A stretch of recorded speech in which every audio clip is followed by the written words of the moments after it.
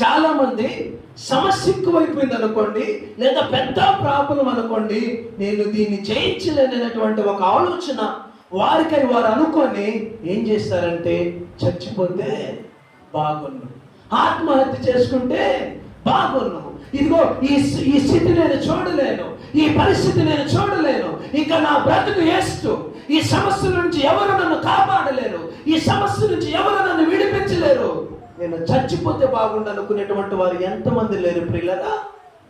చచ్చిపోవడానికి యేసు ప్రభు నిన్ను పిలిచింది. నువ్వు ఆత్మహత్య చేసుకుని చచ్చిపోయి ఆ నరకానికి పోవడానికి యేసుక్రీస్తు కలవరి శిలువలో తన స్వరక్తాన్ని కాల్చింది, తన సొంత ప్రాణాన్ని పెట్టింది, సమాధిలో ఉండి 3వ దినాన సజీవుడిగా లేచింది. అందుక దేవునికి స్తోత్రాలు. నువ్వు చనిపోవడానికి కాదు యేసుక్రీస్తు ప్రియులని నీ పిలిచింది, తన సొత్తుగా తన ప్రజగా చేర్చుకుంది. నువ్వు బ్రతకాలి, నీ కుటుంబానికి ఆశీర్వాదకరముగా ఉండాలి, అనేక మందికి దీవెనకరముగా ఉండాలి. దేవునికి స్తోత్రాలు. హోలీ స్పిరిట్ దేవా నీకు వందనాలు నాయన. ఎందుకు దేవుడు పిలిచింది నిన్ను? నువ్వు బ్రతకాలి, నువ్వు ఆశీర్వదింపబడాలి, నువ్వు అనేక మందికి ఆశీర్వాదకరముగా ఉండాలి. అందుకు దేవుడు నిన్ను ఎన్నుకుంది.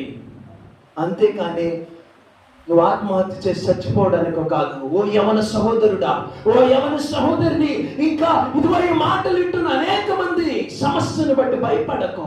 ఆ సమస్యకి పరిష్కారం చూపేటువంటి యేసు వైపు చూడు. There is a solution in the Jesus Christ for your problem. నీ ప్రాబ్లానికి, నీ సమస్యకి పరిష్కారం ఎక్కడుందంటే క్రీస్తు దగ్గర ఉంది. మేబీ నువ్వు అక్కడ తిరిగావు, ఇక్కడ తిరిగావు, ఆ మనుషుల దగ్గరకు పరిగెత్తావు, ఈ అధికారికి ఆ అధికారి దగ్గరకు పరిగెత్తావు, నీ సమస్యకి పరిష్కారం దొరకలేదేమో. అయితే ఈ దినాన క్రీస్తు నీతో మాట్లాడుతున్నాడు, ప్రభు నీతోనే మాట్లాడుతున్నాడు. ఈ సమస్యకి నేను పరిష్కారము చూపబోతున్నాను. హల్లెలూయా.